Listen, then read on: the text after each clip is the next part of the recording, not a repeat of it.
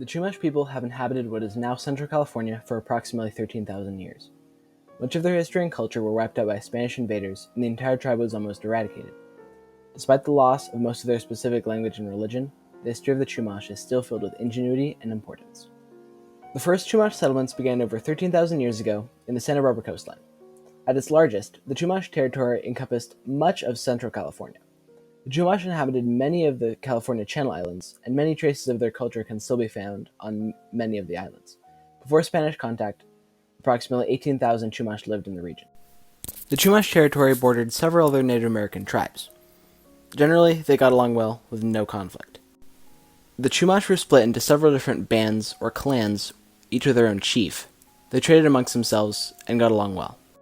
Before contact with the Europeans, the Chumash prospered by using the land and sea to their full potential. The ingenious Chumash tumul, or plank canoe, allowed the Chumash to fish with extreme ease. The tumul would range in length from 8 to 30 feet long and could hold as many as 10 to 18 people. They were built using driftwood or redwood planks and a melted mixture of pine pitch and tar from the beaches. Larger canoes would be used for transporting large amounts of goods or people and traveling from the main California coast to the Channel Islands.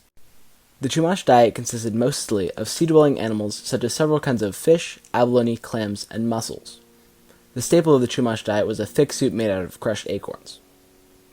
The acorns were ground into a powder, mixed with water, and put in a watertight basket with red-hot stones until it boiled. They ate it with every meal. Unlike several similar tribes, the Chumash did not need to plant crops or use other forms of agriculture. They had this freedom, partially because of their reliance on oak trees that didn't need to be killed or damaged when harvested. The main Chumash shelter, or op, was a dome-shaped dwelling that was made by arranging large willow branches in a circle and using shingle-like mats made out of cattails and grasses. The Chumash also made partially underground sweat houses, or apayik, that they used to purify themselves. Members of the tribe, usually men, would gather inside one and use the steam of herbs to sweat out impurities and cleanse themselves. The Chumash were a peaceful people and had good internal and external relations. Each band had a wat or chief who led the clan. Shamans or leaders would use a multitude of medicinal herbs such as mugwort, creek nettle, and even poison oak. The Chumash would also use hallucinogenic plants such as the chuchupate in special ceremonies. One interesting aspect of the Chumash is the Aki gender of the Chumash.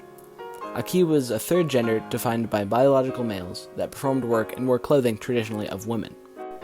The first Chumash contact with Europeans happened in late 1542 when two ships led by Juan Rodriguez Cabrillo landed in the west coast of North America.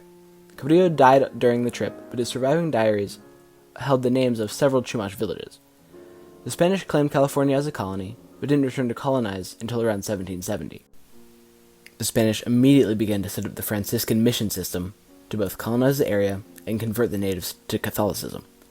Diseases brought from Spain spread through the Native Americans like wildfire.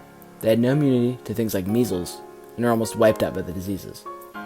Harsh treatment by the Spanish also caused the Chumash population to dwindle. The population dropped from tens of thousands to as low as 200. Much of the language and almost all of their religion were decimated by the Spanish and their colonization of the Chumash territory. No native speakers of any Chumash language are alive today, and the mass majority of the language has been lost. Today, there are around 3,000 to 5,000 people who consider themselves to be of Chumash descent. The only official Chumash reservation is the 127-acre Santa Ynez Reservation near Santa Barbara, California.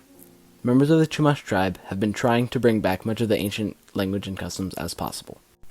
The Chumash people have a history of great success and great tragedy. They've thrived on the beautiful and bountiful coastline of California. They're also just about brought to an end by disease and oppression. The future of the Chumash tribe is a hopeful one. The Chumash and their supporters are doing their best to keep the traditions of yore alive, and it seems to be working. Long live the Chumash.